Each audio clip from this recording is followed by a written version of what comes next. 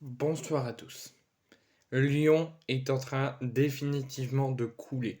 Lyon n'y arrive absolument pas. Lyon était à ça d'oublier tout ce qui s'est passé avant, de tout ce qui s'est passé avant, les introduire dans le passé et les oublier définitivement, et d'enfin se relancer et reprendre un plein de confiance, mais vraiment qui leur ferait le plus grand bien pendant 15 jours d'arrêt dû à la trêve internationale d'octobre, et démarrer dans 15 jours de, de façon à garder une vigilance, mais déjà avec un plein de confiance et une victoire remportée depuis le début du championnat, dont Lyon n'a pas encore remporté le moindre match. Lyon était à ça. Lyon était mené à 0 dans la quinzaine de premières minutes de la rencontre, et à la suite de ce but, ça leur a fait un déclic. Ils ont marqué but sur but, ils ont enchaîné les buts, et ils menaient 3 buts à 1 à la mi-temps. Lyon était à l'aise à la mi-temps. Lyon s'était magnifiquement bien repris. Retour des vestiaires, Lyon coule. Lyon fait match nul, 3 buts partout alors qu'il menait 3-1 jusqu'à au moins l'heure de jeu les 20 dernières minutes.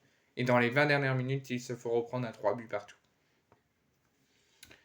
Grâce à un très beau match notamment et une belle prestation de Croupi.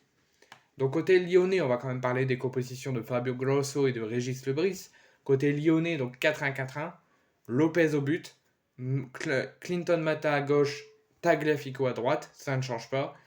Lovren qui est de retour sur le terrain et joue l'intégralité de la rencontre. Aux côtés de O'Brien, toujours pas de Douye Kaletakar qu'il est arrivé, c'était sous Laurent Blanc, il a enchaîné les performances et il a enchaîné les titularisations. Et depuis le licenciement de Laurent Blanc et l'arrivée de Fabio Grosso, il ne joue plus aucune minute. Alvero tout seul au milieu, qui soutient les 4 défenseurs, tout seul. Enmeha, Kakre, Diawara, Jefferson, 4 mi-milieu, mi-attaquant offensif. Et la Casette tout seul à la pointe de l'attaque. Côté de l'orienté, 3-4-2-1, Mvogo au but, Isaac Touré, Laporte, Taibi, Yogua, Posso, Abergel, Théo Lebris, Tossin, Romain Lefebvre et Croupi en attaque. Régis Lebris a sorti Croupi, Tossin, Théo Lebris, Posso et Laporte pour l'entrée de Formos Mendy. Pas de Benjamin Mendy, il n'a pas été sélectionné pour cette rencontre. Formos Mendy, Timoué Bakayoko, l'ancien de Chelsea qui a joué ses premières minutes, Kalulu, Ndiaye, Mvunga qui sont rentrés. Côté lyonnais, sortie de Alvero, Nimura, Kakre, Diawara et Jefferson, et entrée de Mama Baldé, Corentin Tolisso, Ryan Cherki qui a à peine joué 3 minutes, il a débuté sur le banc, Kumbedi et Le Penant.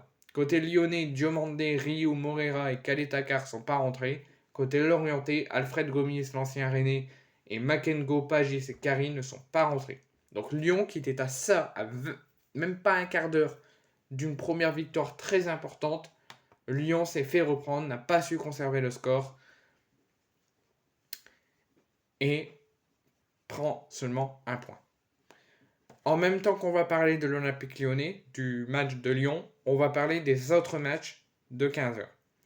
Donc Lyon, qui menait pourtant 3 buts à 1 sur son terrain et face à son public à la pause, a finalement dû se contenter d'un seul point face à Lorient, 3 buts partout. Les Lyonnais n'ont toujours pas gagné depuis 8 journées de championnat, depuis l'entame de cette nouvelle saison sous Fabio Grosso. De son côté, Toulouse a été neutralisé à Francis Leblay, un but partout. Et alors que le match Montpellier-Clermont, que je vous ferai une vidéo qui était en phase de se terminer et qui a dû se terminer plus tôt que prévu, a été définitivement arrêté par l'arbitre du match après un jet de pétard sur le gardien clermontois Moridio, dont je lui envoie tout mon soutien et un bon rétablissement, qui a dû être évacué sur civière et le match a été définitivement arrêté. Et après réunion de crise, le match ne reprendra pas aujourd'hui. Et les Héroltais menaient 4 buts à 2. Et ce pétard est venu d'une tribune de Montpellier. Donc après la victoire à 13h de l'Olympique de Marseille face au Havre, et après aussi le Derby du Nord qui a fait match nul, un but partout, on avait droit au traditionnel multiplex de Ligue 1 de 15h. On avait 3 rencontres et forcément c'était sûrement le duel entre Lyon et Lorient le plus attendu. Dernier du championnat et surtout aucune victoire en 8 journées. le club de la capitale des Gaules se devait et se faisait de gagner aujourd'hui face à Lorient sur son terrain. La quête de la première victoire et du lancement de saison de Fabio Grosso était en marche, mais aussi la première victoire tout court pour l'écurie rhodanienne. L'entraîneur italien fait une énorme surprise en mettant une nouvelle fois Ryan Cherki sur le banc et en le faisant jouer à peine 3 minutes.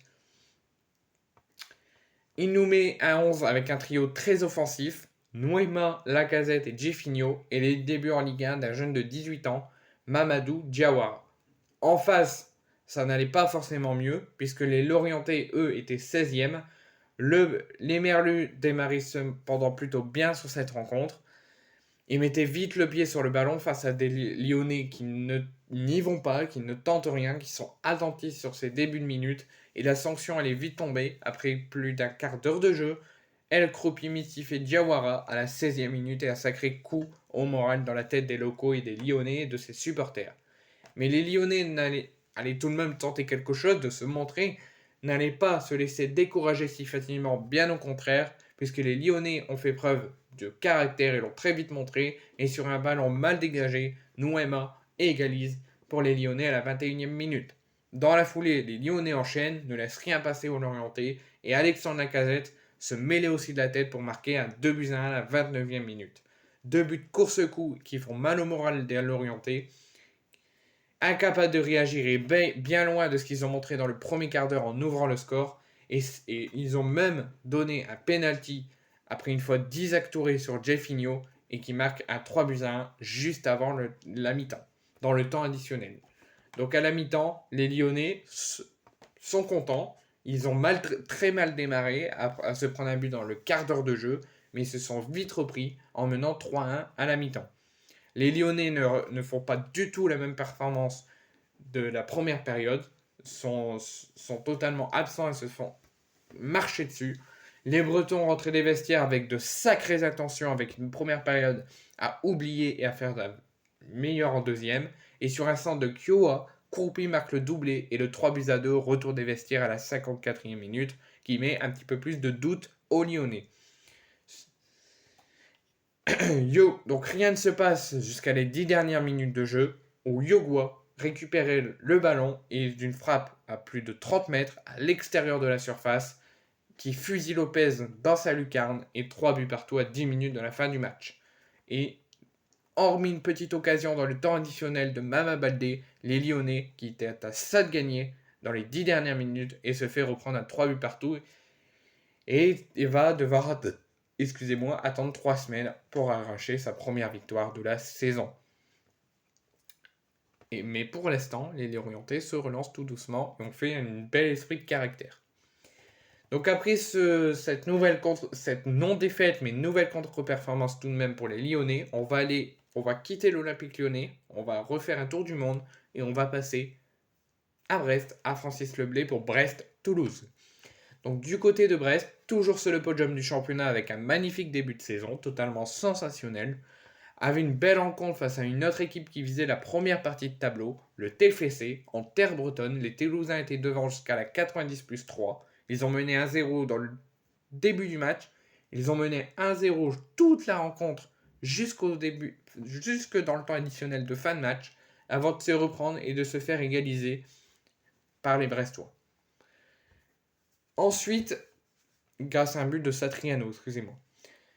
Ensuite, on va quitter Brest, et Toulouse, et on va se diriger vers Montpellier pour Montpellier-Clermont. Montpellier accueille Clermont qui est toujours à la recherche de sa première victoire, qui veulent essayer de reprendre un plein de confiance, avoir 15 jours d'arrêt, surtout après un match nul contre Paris. Montpellier s'impose 4-2. Un match assez riche en buts, assez riche de spectacle, d'intensité, où ça s'est rendu coup pour coup, avec un but d'Altamari pour l'ouverture du score, un but de Magnin pour le 1 but partout. Savanier remet les Montpelliérains à 2-1 sur penalty. Les Clermontois, par Konaté, reviennent à 2 buts partout, donc on est en riche en buts. Nouveau penalty pour Montpellier, Savani remet un 3-2. Maxime Estève est exclu. 4-2 le break dans les 10 minutes qui restent pour les Montpelliérains et malheureusement, Montpellier se dirige vers une très belle victoire 4-2 et enfonce Clermont avant 15 jours d'arrêt. Et alors qu'on se dirigeait vers une victoire du MHSC, Moridio s'écroule. Donc on se dit peut-être c'est une blessure musculaire, peut-être qu'il n'est pas bien. Mais en fait, il a été la cible d'un pétard de la tribune derrière lui, Montpellier-Rennes. Il a dû quitter le terrain après s'être fait soigner, il a dû quitter le terrain sur civière. Et le match a été interrompu temporairement pour le moment en attendant une réunion de crise, en attendant de savoir des nouvelles de Moridio. Moridio ne va pas bien, il est traumatisé. Le match a été définitivement interrompu. Des sanctions devraient tomber dans les heures à venir et dans les jours à venir, mais malheureusement, ça risque de tomber avec une défaite sur tapis vert de Montpellier et une victoire sur tapis vert de Clermont, malgré le score de 4-2 et le très bon match des Montpelliérains.